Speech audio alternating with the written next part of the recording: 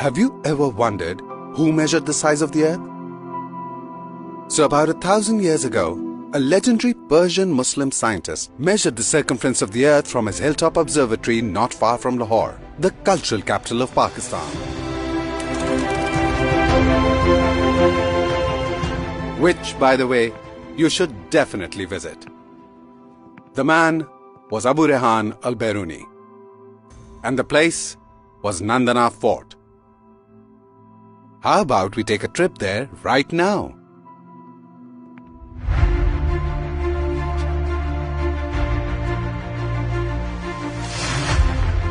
On the magnificent salt range of Punjab, you can see a historical wonder. The ancient Nandana Fort, standing tall on the lush green plateau of Potohar.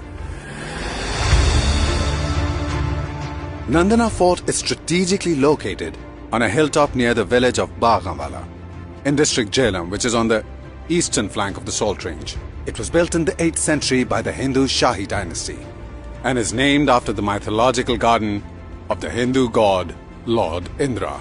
It's accessible from both the motorway and GT road. The fort was built for the surveillance of the Nandana Pass and as a deterrent for invaders.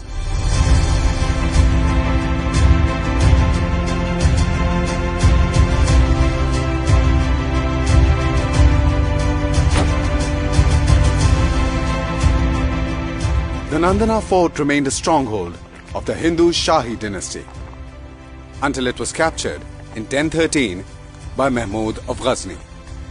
And with Mahmud came the legendary Muslim scientist Abu Rehan al-Biruni. What you're seeing from here was known as the Nandana Pass. The Nandana Pass itself was an ancient stone road that connected India with Afghanistan and Central Asia. This was the very same route used by Alexander the Great in his epic clash with Raja Porus at the Battle of Hydaspes in 326 BC. Al-Biruni's purpose was to document the history, science and culture of the region. So once Mahmud of Ghazni went back to Afghanistan, Al-Biruni stayed back. And thank God for that.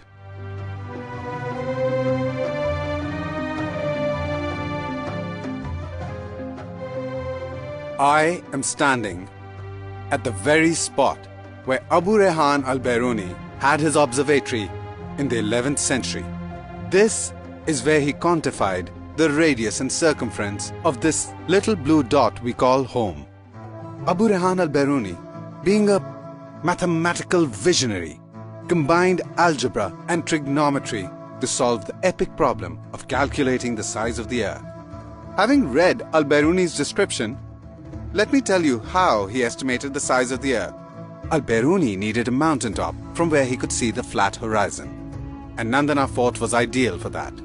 But first, he needed to measure the height of the mountain. He did this by going to 2 points in the valley which were in a straight line with the mountaintop. Then he measured the distance between those 2 points.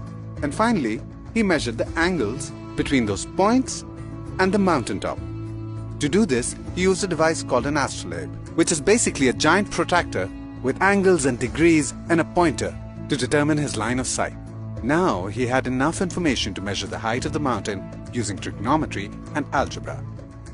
He needed only one more measurement to get the size of the earth. Angle of the line of sight of the horizon as it dips below the horizontal. Now here's the amazing part. Al-Biruni imagined the mountain as a large right-angled triangle, which has 3 corners: the mountaintop, the horizon, and the center of the earth.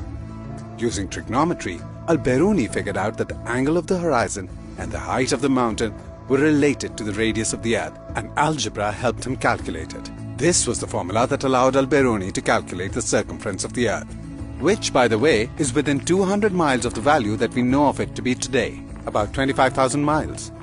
That is an accuracy of 99%.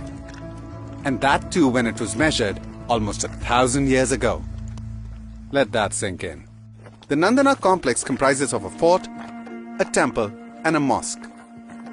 The temple is known as the Shiva temple, and it was built by Anandapala, son of the Shahi king Jayapala, somewhere early in the 9th century. The mosque was built by Mahmud of Ghazni when he took over the fort from the Hindu Shahi Raj. Nandana remained under Muslim rule until the Sultan of Khwarizm was defeated by the Mongol hordes in the 13th century. The furious Mongols, led by the ruthless Genghis Khan himself, used the Nandana Pass to chase the fleeing Sultan and capture the fort. I mean, what history this place has. A couple of centuries later, when the Mughals recaptured the fort and the pass, Nandana became a place for leisure. Finally, no more wars and invasions. There are historical records of the Mughal emperors Jalaluddin Akbar and Jahangir mentioning Nandana as a place for relaxation and hunting in the 16th and the 17th century. Though Nandana is in Pakistan, its significance is global. This is a place that belongs to all humanity. This hidden marvel of heritage was recently highlighted during Prime Minister Imran Khan's visit to Nandana. The Prime Minister himself takes keen interest in cherishing and preserving our glorious past for generations to come. Government of Punjab, under the vision of Prime Minister Imran Khan, has decided to preserve, restore and promote Nandana, as well as the incredible contributions of Abu Rehan al-Biruni towards humanity. The first step towards making this dream a reality is the formation of the Radius, which will include 7 historical sites from the region, including Nandana Fort, Shiva Temple, Katas Raj, Tila Jogiyan, Kyora Salt Mines, Malat Fort and Takht-e-Babri. What you see here right now are perhaps just ruins, but every stone here is steeped in history. The wind whispers stories. The skies have borne witness to the kings and heroes who have made our world what it is today. Come and have a look. We're right here, waiting.